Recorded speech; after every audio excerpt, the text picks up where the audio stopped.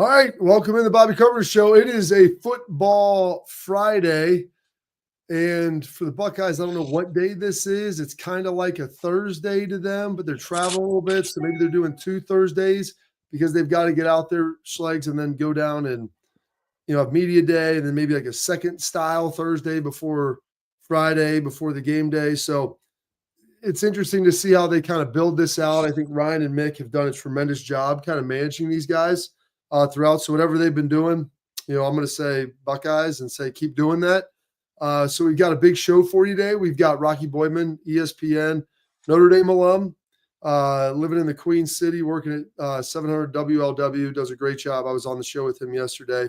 So excited for that.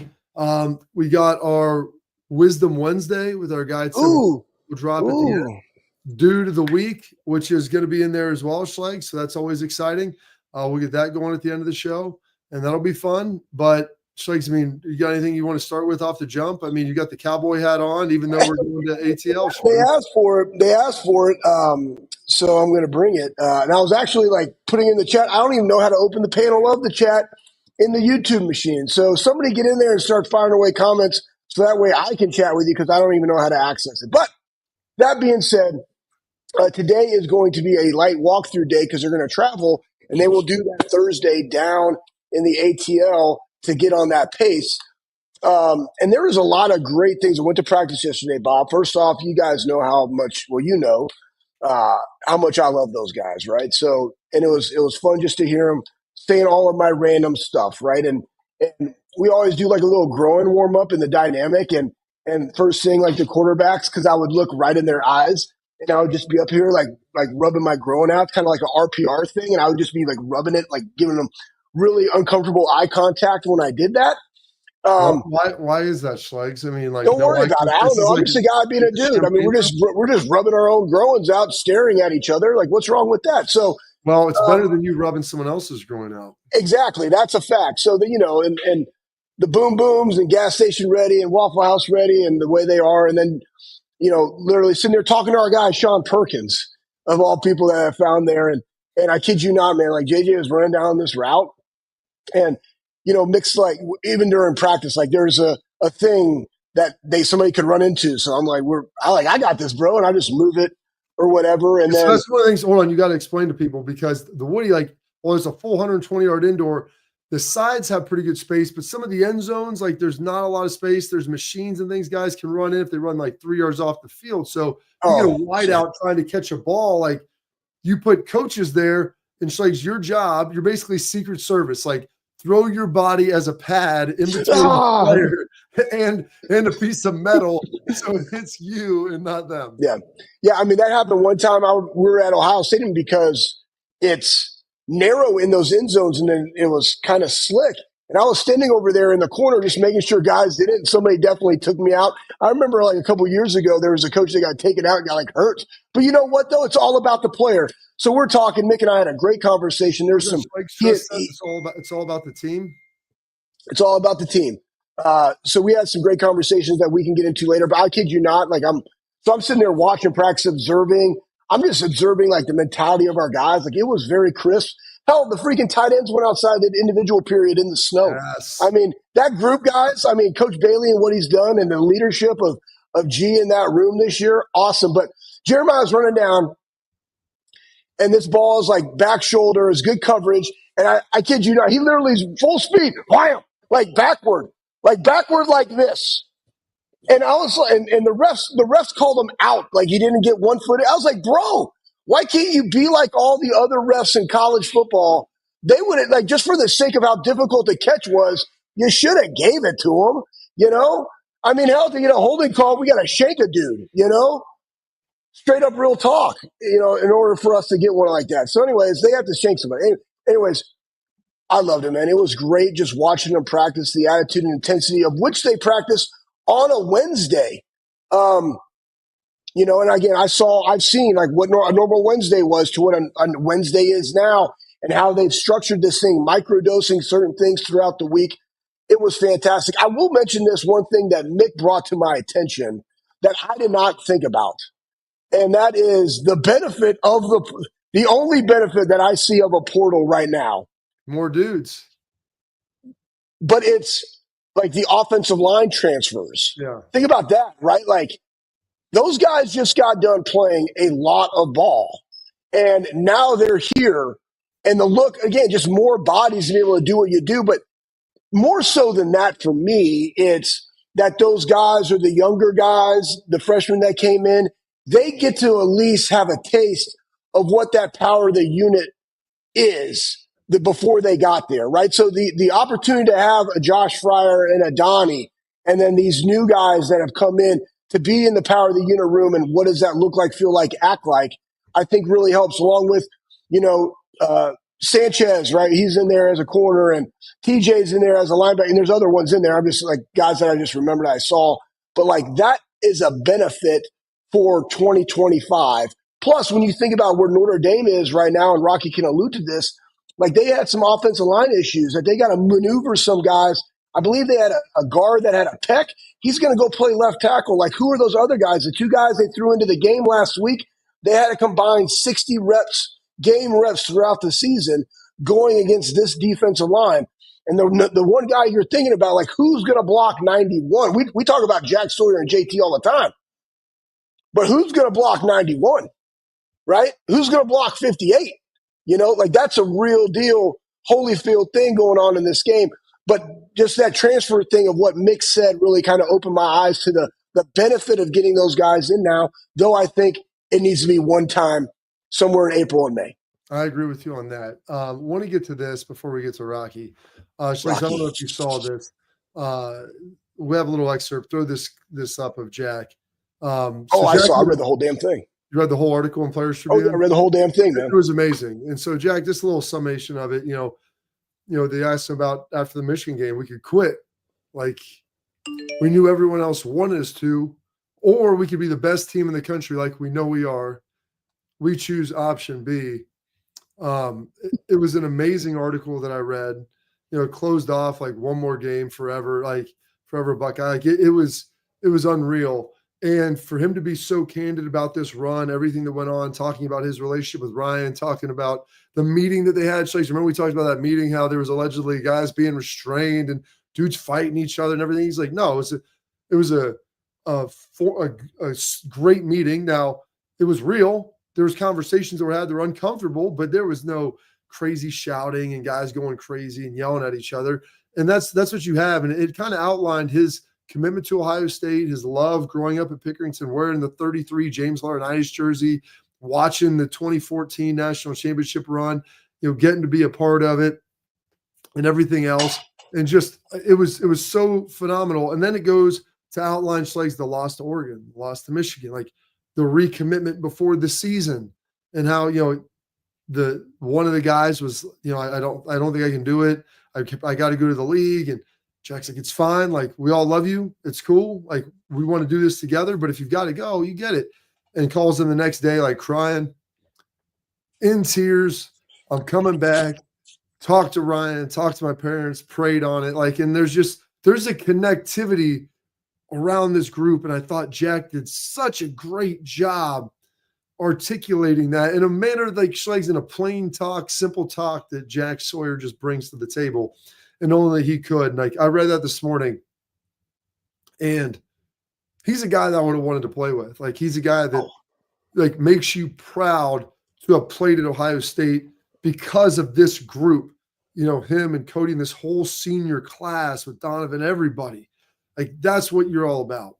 Yeah, I mean, yesterday seeing those guys, and I mean the reality of the situation. I told you they love you, man.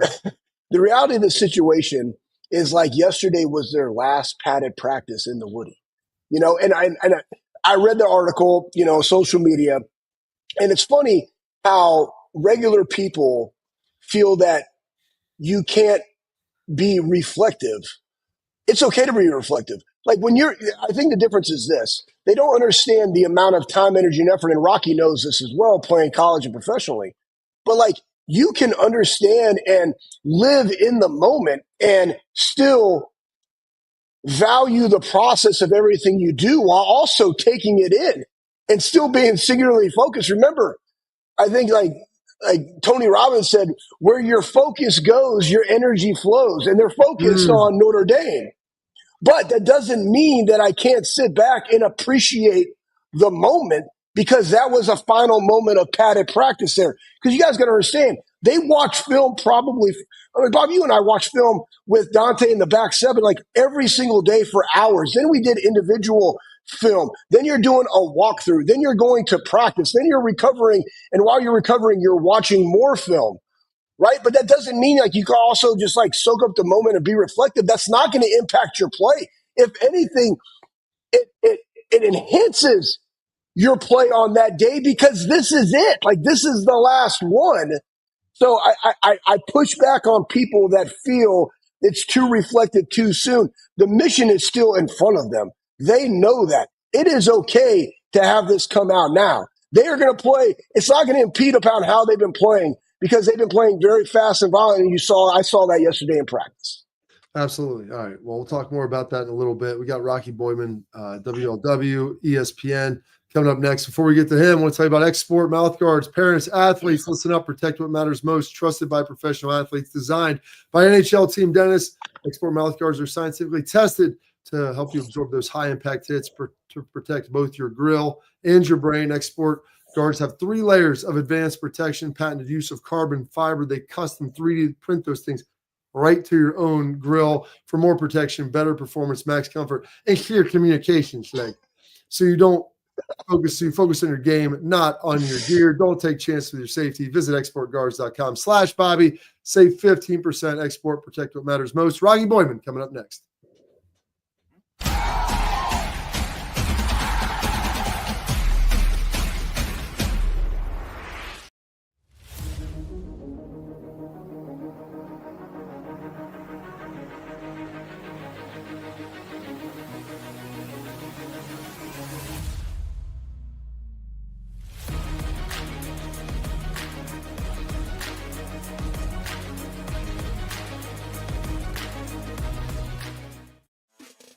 Welcome to Big Play, the fastest growing sports media company in America.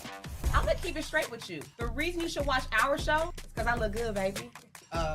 Come get some! Join our millions of fans for live sports talk shows hosted by the top former athletes and sports personalities in the industry. Ohio, it's my home state. Obviously, I'm a diehard Cleveland sports fan. Watch what you want, where you want, when you want. Welcome to Big Play. Make sure you tune in. I love you, Cleveland. All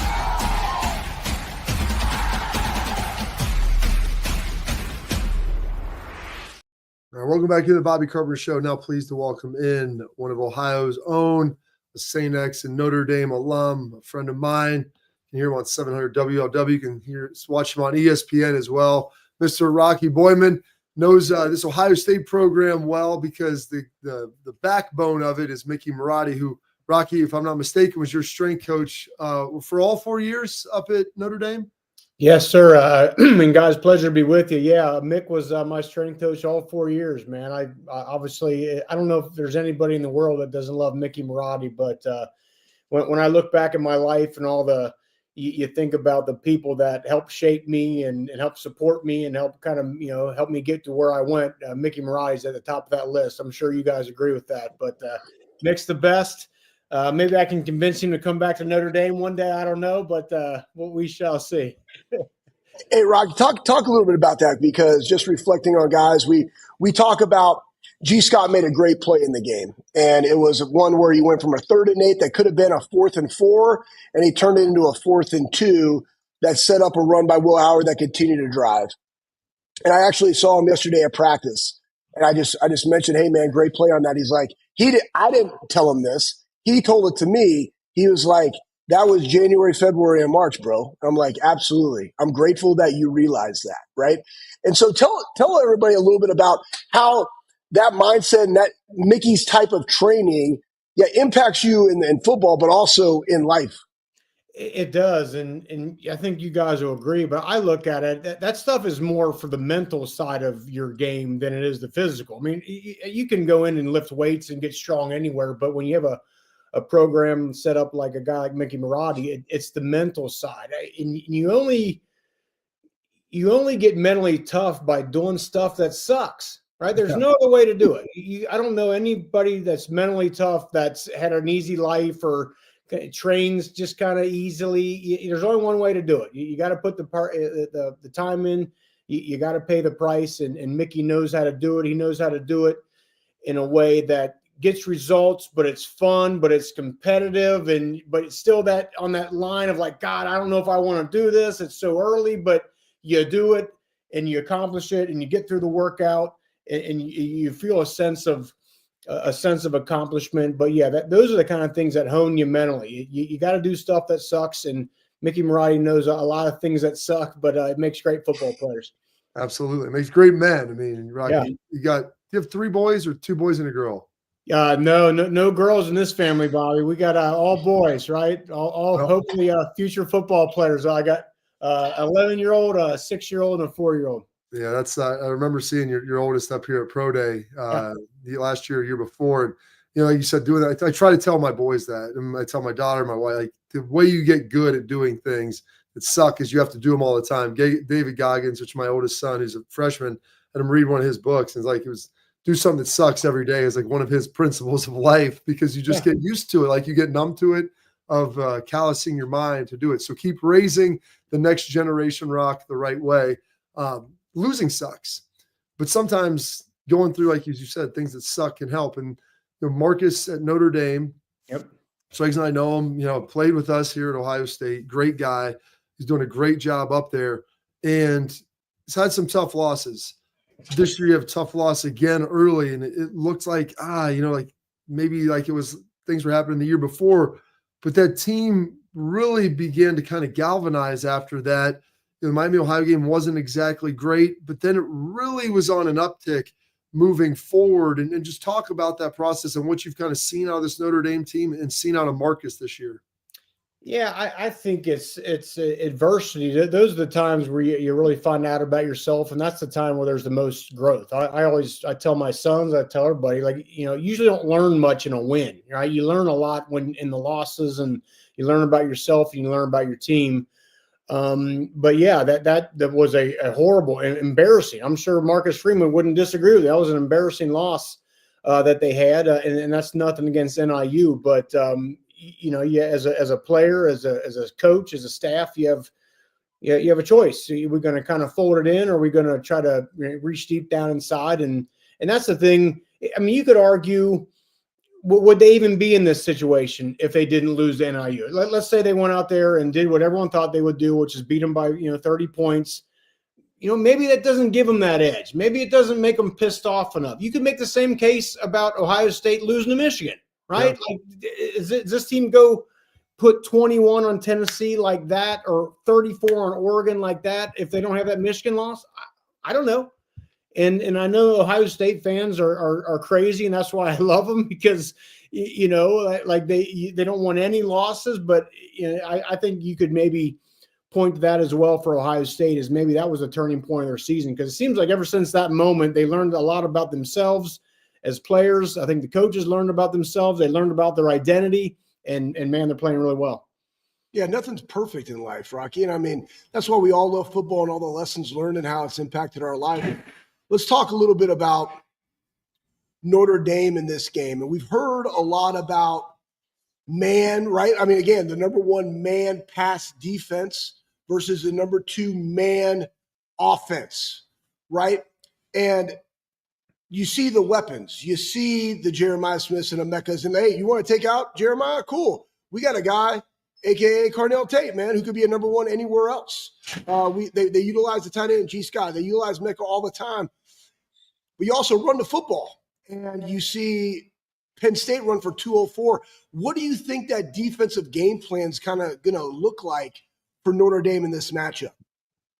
Well, it's going to be very tough, like you said, because I mean the firepower that Ohio State has is second to none. I mean, if you went player for player, this is overall a more talented roster for Ohio State than Notre Dame. I don't think anybody would disagree with that. I mean, I just knowing the little I know about defense, I think you always stop what the other team does best. That's your first priority. Is what does the other team? What do they do best? let's take that away, or do the best we can to take that away, and see if they can win with the thing they do second or third best. So I would imagine. I don't know if that's going to be man coverage. I'm not sure if Notre Dame has the dudes to play in, play out, to play man against Jeremiah Smith and Emeka and those guys. So I think it'll be a mixture, whether it's zone or man. But I think you got to force Ohio State to run the ball. I think you take away the perimeter. If I'm Ohio State, I'm coming out and I'm quick gaming, boom, boom, boom, the sideline, just getting the ball in the hands of those amazing playmakers and see if Notre Dame can tackle in space and can cover. And if you take that away and then Ohio State just runs the ball down your throat for 200 yards, I think you got to live with that and just give them tip of the cap. But that's what I would do. Take away what the other team does best, take away their best option, and then work down from there. So, Rocky, you played at Notre Dame, the late 90s, early 2000s. Watching him growing up, watching him through the last 10, 15, 20 years through a variety of coaches. Have had some spurts where they've been very good. 2012, they make it to a national championship against Alabama, and you could see the talent discrepancy. I watched this Bama team against Georgia, and I saw a Notre Dame defense that I thought was more athletic and better than the Georgia offense. And I was curious to kind of see how that would look. I suspected that could be the case, but I saw a Notre Dame defense that is fast, that is physical. Is this the best Notre Dame defense in the last 20 years? I think so. Because they got the top line talent, they got the bodies that can scrap with the top SEC teams, which they proved against Georgia. But I also think they have some depth too. There's been some guys go down on that defense. Howard Cross went down for a while and it really didn't miss a beat. So and I think that's a tip of the cap to Marcus Freeman. That was one of the main things. When we learned he was going to be the head coach, that was like his forte was recruiting. And you guys know it's the Jimmies and the Joes, man, and it's culture and it's all that. But if you don't have the bodies, you don't have the players, there's only so much coaching can do. I mean, how many times has Urban Meyer talked about this, right? You know what I mean? So I think he's been able to, in an NIL world, in a transfer portal world, still sell the essence of Notre Dame, and this is a special place and special things happen here, and get some of those, those top guys you need. I mean, now they're not getting. I think they have one 5-star player, and I think that's it. But they got a lot of 4-star guys. So I think it's recruiting, but then it's also kind of leaning in on the special place that Notre Dame is, and I think Marcus Freeman has done a great job of that. Yeah, let's elaborate on that because Bob and I played with him. James played with him. Hart played with him. Brian Kelly said he probably couldn't win at Notre Dame. I don't know if he said that, but he went to LSU, took another job where he felt like he could have more success, and the portal was starting to come on, et cetera, et cetera. What has allowed Marcus, because you're around there probably like the way that Bobby and I are around Ohio State, but what has allowed Marcus to really connect with these players and acquire that talent through recruiting in the portal? Because again, we talk about, these teams are like Ohio State's made up of portals. They've only brought in 7 last year. Notre Dame only brought in 9, right? So all these teams are developed teams. What makes Marcus unique in that he's been able to have success? It's relatability. He can go into any kid's home, white kid, black kid, rich kid, poor kid, whatever, and somehow connect with them. Urban Meyer recruited me to Notre Dame, and that's the same thing I always thought about him. He could relate with me, a white kid from the Midwest, and he could relate from a African American kid from the South. Like, there's just something about him, and I don't know if you can even teach it. You kind of got to have it. And I haven't been around Marcus a ton, but the times I have been around him, you feel him. He walks in the room and you feel him, right? So if you're a younger kid, you're going to feel him when he walks in the room, and his ability to relate to you and sell what Notre Dame is, which is harder than ever now in this NIL world. I talk to coaches, and there's kids out there that maybe aren't as interested in the facilities and the stuff like that. What's the number? What's that going to be? So even in that world now, Marcus Freeman has still been able to say, and they, Notre Dame does NIL, right? Just like Ohio State, you got to do it. But he somehow found a way to still sell the culture and the history and the passion of Notre Dame and relate to those kids, and that's golden. Well, the number one kid, when you can have your best players, Mick has it up, Rock. I'm sure he's been saying it for 20 years. Your best players need to be your best leaders, your best grinders. And when you have a guy like Riley Leonard who comes in, and you're talking about transfers, and I got a chance to talk with Marcus for about an hour and a half before the Florida State game. And he goes, we're never going to, lead the nation in transfers, nor do we want to, but we can get the right guys from the right schools to come in here who buy into Notre Dame. And Riley Leonard has been that guy, the leader, the tip of the spear on that offense.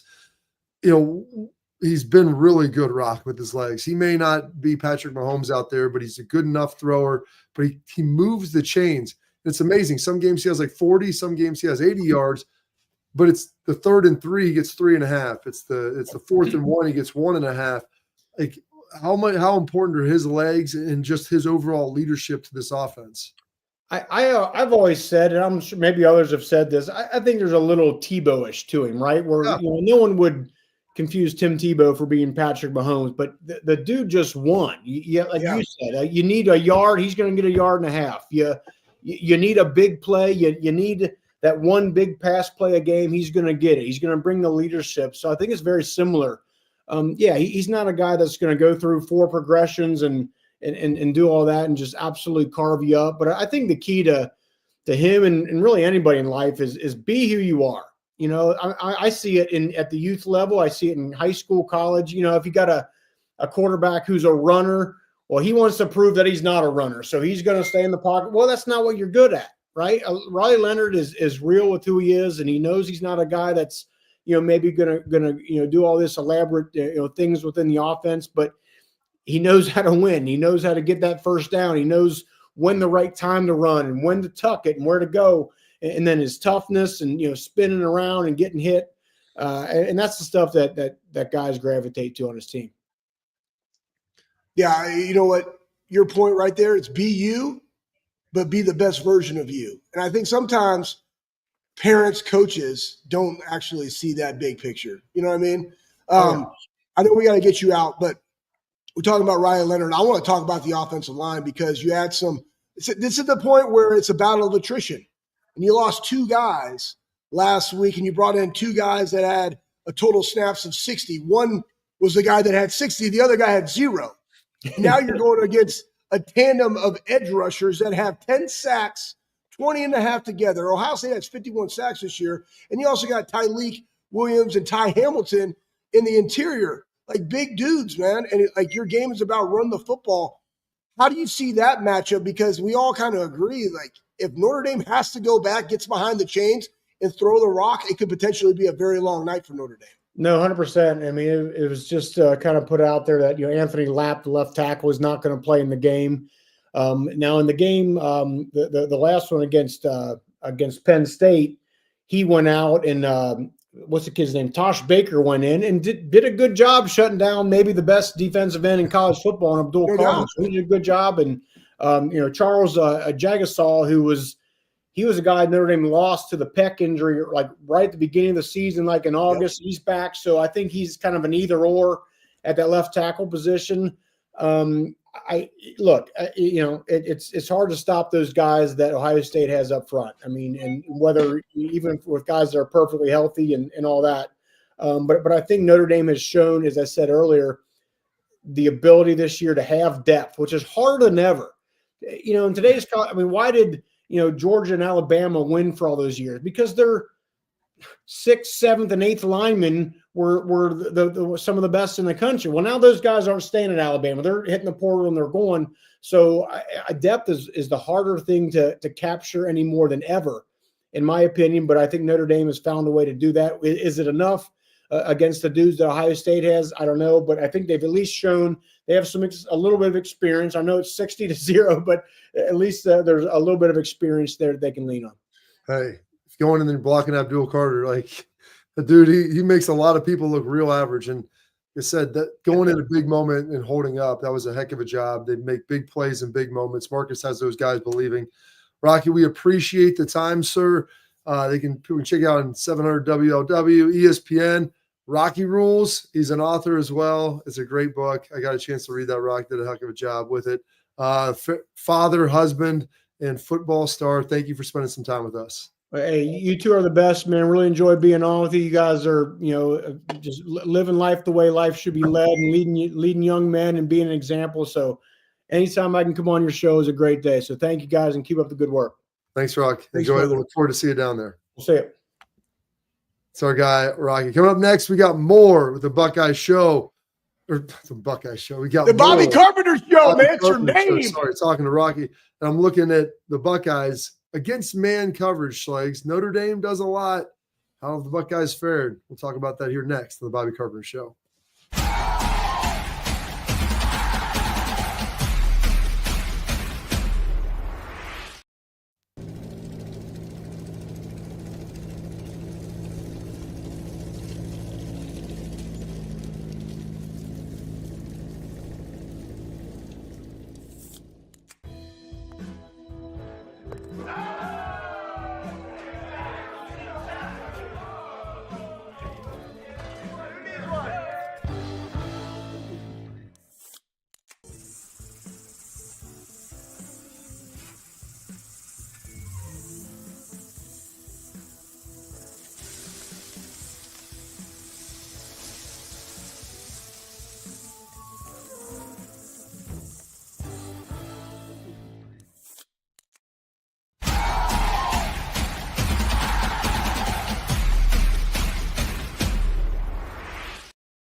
All right, welcome back in the Bobby Carpenter Show. And Schlegs, every coach is different personality-wise. Every coach's family, their wives are different personality-wise. Ryan Day's, he's very available to the media. He does a great job. He talks to everybody. Heck, I got to talk to him. He'll probably come on here for me. Like he's phenomenal. He's come on my radio show. He's done a lot of different stuff. He's very accessible, and he's a humble servant to the university. He's a real human. He's a dad. He's got middle school, high school kids. And, he's a guy from New Hampshire. Him and his wife, Nina, are both from there. And they didn't maybe grow up like you got FBS football there.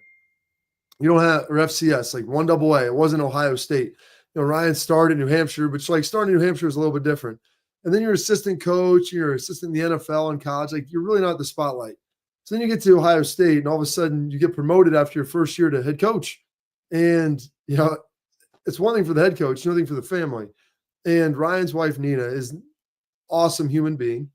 Awesome. Not maybe the most comfortable person, like being in front of the camera, being in the spotlight, wanting to be out in the forefront. And everybody's different. And, Shelly Meyer before her, that was her. Nina's maybe not like that as much. And so she kind of likes to stay back. And I was scrolling through and I saw this interview with her that she did with Nicole over Channel 10. Sheehan, and it's really great. And talking about Ryan and obviously the relationship, and after the Notre Dame game, Pat, or after the Michigan game, what his mentality was like, what he was saying to her, and what was going on. And if we can even, I think, cut over and play it, I believe it's on there. I did. The morning after we lost to the team up north, there was just a different look in his eye. He got up and he just looked at me and he's like, I have no other choice but to fight my way out of this. I mean, they break it down on fight. And there's a lot of different things that we're fighting, and they, the days support mental illness, right? Like there's things we're all fighting, but you got to make a choice that you're going to go out and fight. And his players felt the same thing, right? Personally themselves, because they got called out too. And this was collectively. It's why that meeting was so impactful on them. That's allowed them to go make this runs, because collectively they got to make a choice more so than they do individually, right? Because we're stronger as a team than we are by ourselves individually. So what a great perspective, and how great is it that's the mentality of our leader of the Ohio State University football team. It's remarkable. And I always hang on to the adage, because I believe if you're not hanging on to like the belief and the hope, like what do you have? And hope is not a strategy, but I think that belief, that fighter's belief, will get you through a lot of things. Rock was talking about the adversity just before, and I always believe after the Michigan game, talking with some of the guys, like the darkest hour is just before the dawn. Like you got to believe that. And for Ryan to come out there and be like, We got to find our way out of this. It's our only option. It's our only option. And his ability then to relay that to his players and the connectivity that they had for them to believe it and to understand it and like, all right, lock arms, lock our shields, like stay as one. Like whatever comes out of that tunnel, we have a better chance of survival if we work together. Work together. The Maximus Decimus Meridius. I mean, that's what it is. Lock your shield, stay as one. And they're able to do that. I teased the man coverage. Yeah. Because that's Notre Dame loves playing man. They play man 57% of the time, Schlegs. It's more than anyone else in college football. And you know what? They're the best man coverage team in all of college football. So why the hell wouldn't you play it a lot? So we can toss that up, Pat. Ohio State is ranked second against attacking man coverage.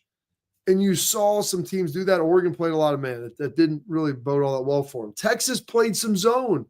And they kind of haloed cloud over the top, a linebacker underneath J.J. Smith. And so they'd open up Cardinal Tate and some of the run and some other things. I'm curious to see if they're going to do this. Like, I don't think you can completely change who you are. I think you still have to be a man team. But I think I would dial that 57% probably back to more in the 30s and see if you can play some more halo zone, get after a man at times, which like you don't want them to know that it's man when you're playing it. They've got to figure that out. They can't come out and be like, boom, they're a man right here, because that I think is a bad scenario for Notre Dame.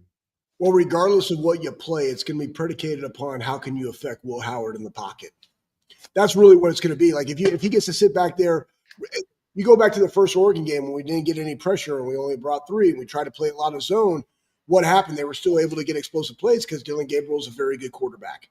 You know, the fact that Ryan Leonard had 223 yards passing versus Penn State kind of was eye-opening that he could do that. But the weapons that we have at Ohio State are different than any type of weapons that they've seen throughout this season. So, but for them to have success, it will be how can we impact Will Howard without having to bring extra hats. Like that's the biggest thing. Because once you do and you start bringing extra, now you are playing straight man. Can you live that way? Can we get the ball out? And like Rocky said, play in space, really quick hitters and allow your guys to open field tackle? Or are you going to play fire zone coverage, which is 3 under 3 deep, man match that, but he block it up right. He still has time. There's going to be opportunities to have some like big gashes and big plays down the field. So to me, for them to have success in man, it's going to be how can they impact Will Howard on throwing when they decide to throw the ball, and that's on our offensive line, which they've done a very, very good job keeping them clean thus far. By the way, he's no longer Will Howard. He's going to go, as Chip Kelly called him, one-leg Willie because of his trip on the 20-yard line. I guess that's what Chip called him, which is tremendous. And it's another great talk about the culture of Ohio State and the ball busting that goes on. And like, if you can't laugh at yourself, then you're taking yourself too seriously. But yeah, I'm with you. They're going to have to change it up. They're going to have to affect Will Howard. Will finally got sacked for the first time in the playoffs last week. And would he get sacked once, twice? I think it was 1 or 2. Yeah. 1 or 2. But he also did a good job. One, I thought they gave a sack to him that was on a run. Like earlier in the game, like that wasn't that was like a run. It was a running play. I only remember one real sack that I saw where he was like dropped back in the pocket collapsed on him.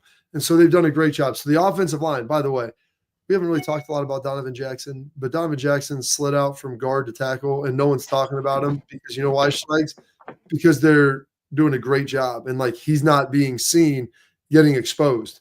And so if you're not getting exposed to tackle, you're doing a hell of a job. And you've played 3 teams with 3 really good offensive, defensive lines, elite players, NFL caliber players. You're going to see some more this week with Notre Dame. So excited to see that as we move forward. All right, coming up next, we got our headlines. So stay tuned on the Bobby Carpenter Show.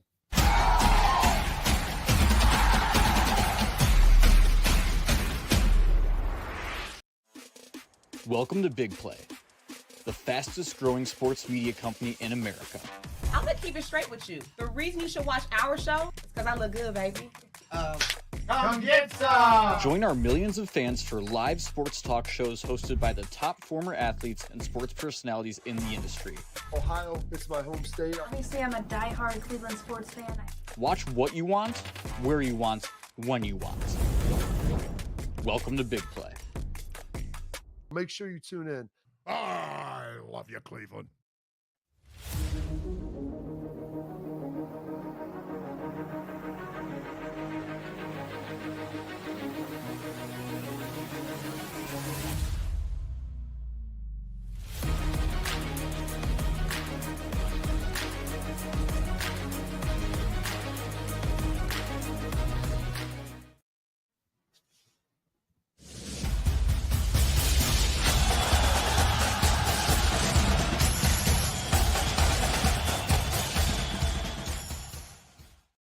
Nice. Like to talk about that offensive line. We talked about Wyatt Davis. Well, the guy who slid in and played the entirety of the second half at left guard, Luke Montgomery, really hadn't played a whole lot this year. Got some love from Ryan Day, and after, especially in the media see after the game, you're like, well, if the guy wasn't getting beat, you probably aren't noticing him. But Will did a heck of a job, especially with Austin Serveld going down.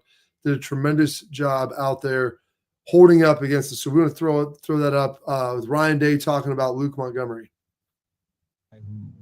Brings it, and he's got great athleticism. And the thing that I've noticed is now that we've gotten into the games, he's allowed to let his competitive nature show, and that you're feeling him on the field, and that's not always easy to do in practice. But you're seeing him in big moments step up, and he's going to need to in this game. They're good inside, they're quick inside, they do a lot of movement, and so very penetrating defense. So this will be a big game for him, to solidify himself moving forward. But to say, that we expected him to play like this, I think that we did, because we see him this way in practice every day. And so it's allowed us some flexibility in the inside. And we played with depth in the offensive line that we didn't expect to happen, but it did. And so, I think him being next to Carson, who's playing with more confidence, Donnie and Josh, you're just seeing guys in there who have now played a lot more football than maybe in the past. And so, anytime you go into a game, you learn from that experience and you play the next game with more confidence. And so I think they've, talked to him about that, and he's fed off of those older guys. So here's what's amazing about the offensive line. The only guy who has played like every meaningful snap at their starting position they started the season is Josh Fryer. That's it. Tegra, they've rotated the guards. Carson Hinsman moved from, it was that guard, then moved to center, and Donovan moved out, and you saw obviously Josh Simmons and Zen Mahalski. They've played so many guys. And you always say, Schleich, flexibility is the key to air power. That's the Air Force motto, correct? And so the flexibility up there was huge. They did a great job with it. Big time ball, getting that done. And it's awesome to see Luke Montgomery, highly recruited guy, come in and finally be able to have the type of success they need. And they're going to need him, they're going to need him bigly to be able to play in this game and get the win. Yeah, one, he said yesterday he's just trying to represent the 51. I was like, you're doing a hell of a job, bro. Two, you brought up a great point about how they like way too long. Just tell him his arms are way too long. Yeah, I'm like, just your stature already, you're way better off. I probably should have been a guard.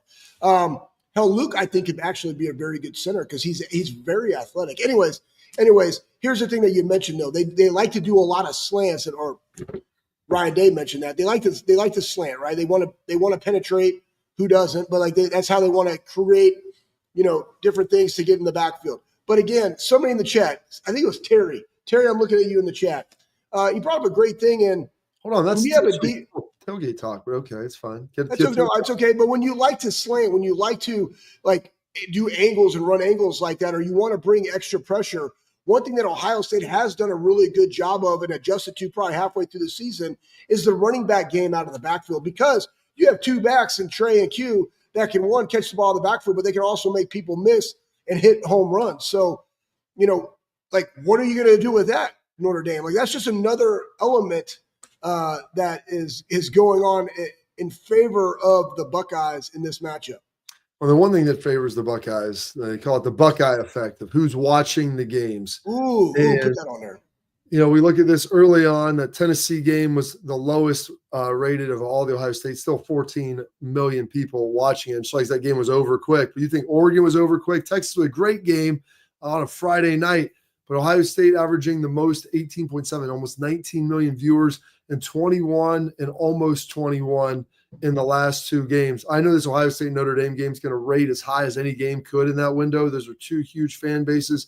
And I know Buckeye Nation is going to turn out in that game big. I'm curious to see, those tickets are expensive. So like face value for like the coaching tickets for this is almost like the player and coaches, $1,400. And so the coach is like, you have to pay tax on that. So you're paying like $300 on your taxes for your game tickets that you get for free in this. And so I'm curious to see what the environment is like. I think Buckeye Nation will show up big, and obviously you'll have millions watching around the country. We should ask Ben Scott Stevens, he who has 3 first names, if there is a bet on the over-under for views of this game, what do you think the viewership of just looking at a semifinal in the Oregon game? And it's all predicated upon matchup, right? Fights are predicated upon styles, 2 different styles, man, in this game. What do you think that over-under would be, Bob? What do you think it's going to be? I would say 26 million people. I like, but what do you think they're going to get? Do you think they're going to get more? I would take the over. I think it'll be between 26 and 30, which is really good. That's amazing. I mean, college football is stepping up its game, and the money's following. So, absolutely. All right, coming up next, we have Tailgate Talk, brought to you by our friends at Real Truck. I got one question in the chat that I really, really liked that we'll get to. And then there's another question, a bunch of questions from your comments. I appreciate it, folks. Keep dropping them in there. Keep following us on YouTube. Comment, share it, like it. We all appreciate it. And we'll see you here at Tailgate Talk coming up next.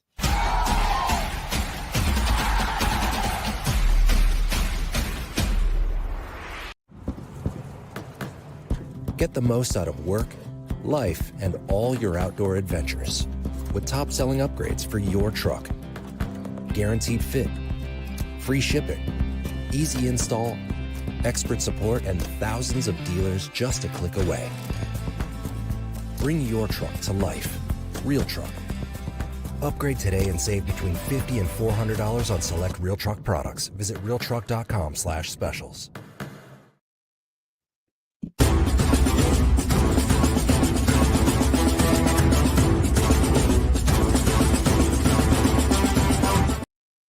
All right, love it. Now it's to Tailgate Talk, brought to you by our friends at Real Truck Slugs. Go to realtruck.com to bring your truck to life. Outfit that thing, the interior, the exterior, everything you need. They have it there. Truck, Jeep, Bronco, from floor mats to bed covers to Jeep tops. They've got it all, folks. So go check it out. It's real easy. They customize it, put in your model of your car, give them the information. Boom, boom, boom. Here's what they have.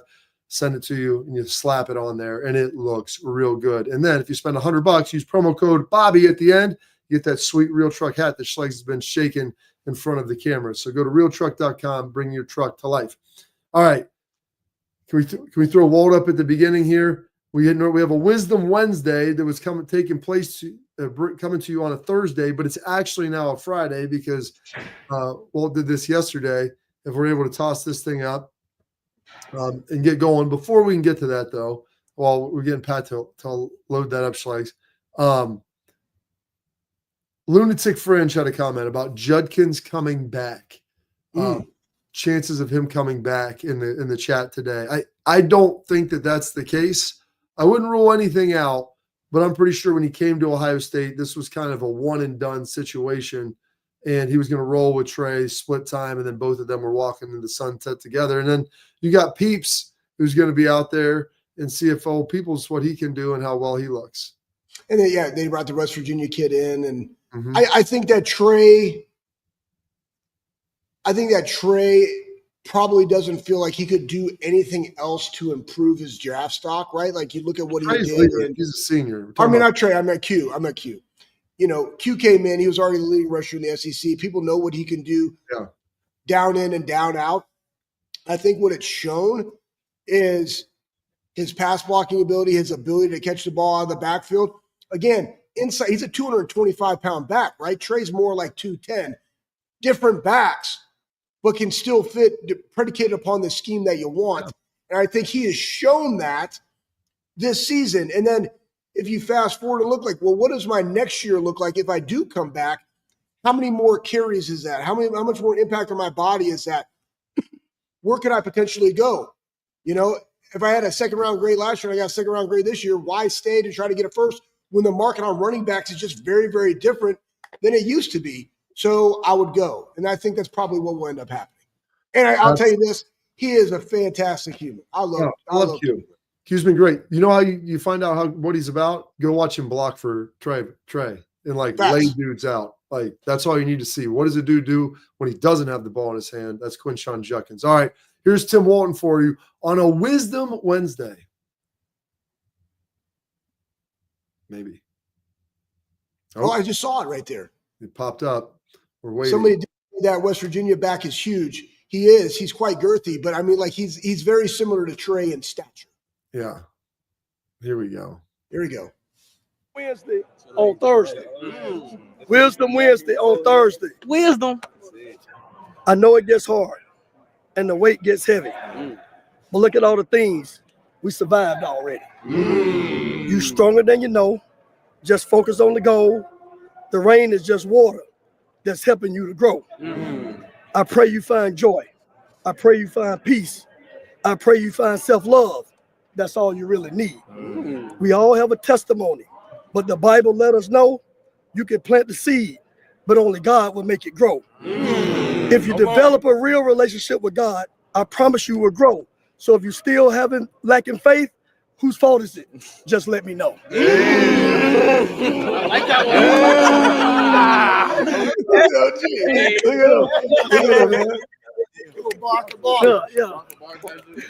one. Hey, y'all know what we got, man. We got something special going. Let's make sure we handle business. Ready?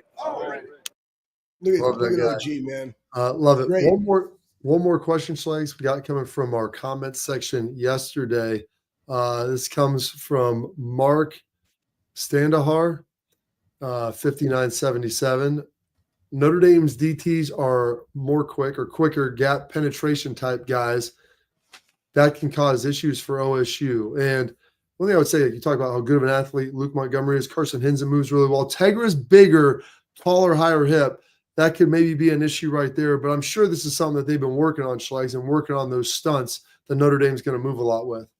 Yeah, I mean, once you've seen them on tape, like the tape is the tape. So you got to adjust.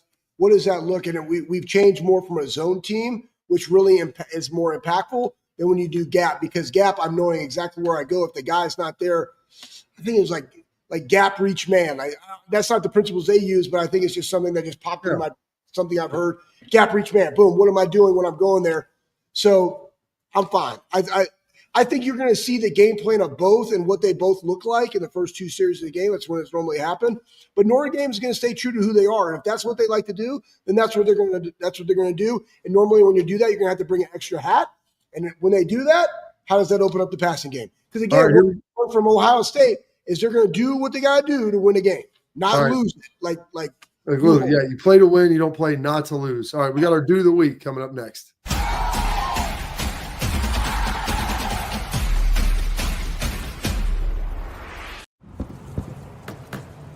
Get the most out of work, life, and all your outdoor adventures with top-selling upgrades for your truck.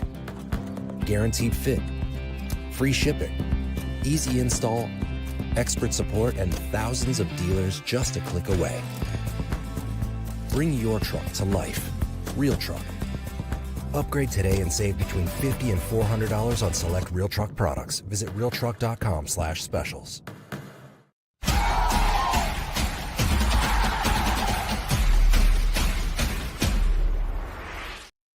All right, I got my Do of the Week, even though Schlags got his in really late. So Buckeyes, but I love you anyway. You're the best. Do of the Week, former Buckeye, but once you're a Buckeye, you're always a Buckeye, Schlags. Yet another head job in the NFL, one of the most honest dudes we know. He is a ball buster. He is a great coach. He is one of my favorites, even though there's times where I used to hate him, but he helped make me a harder dude by just riding me all the time as a young player. Mike Vrabel, congratulations, newest head coach of the New England Patriots. Hey, I just put it in the chat right there at the top of the second page. My guy is Jack Sawyer, and I wanted you to pick on this. You can throw that up there. Oh, yeah, that's fine. You can use that one more forever. But I just appreciate, one, Jack had a huge play in that game. Jackson playing his absolute face off. But it goes back to like the embodiment of what it means to be a Buckeye. And Bob, you're from Ohio. I'm not from Ohio. AJ is from Ohio, but you're from Central Ohio. And what does that mean? And being around all the high school kids that are here, like he just epitomizes what it means to be a Buckeye. He's a great dude. He's willing to help, willing to serve, willing to talk, willing to take pictures. It's just Jack, man. He's just him. It's fun to be around. I give a shit, but he loves his teammates. He loves his coach, and he loves being a Buckeye in The Ohio State University. My dude of the week. Let's go finish the mission January 20th, bro. We got one more show on Monday, a couple days for some NFL divisional games. We locked in. See you at 12:30 on Monday. Go Bucks.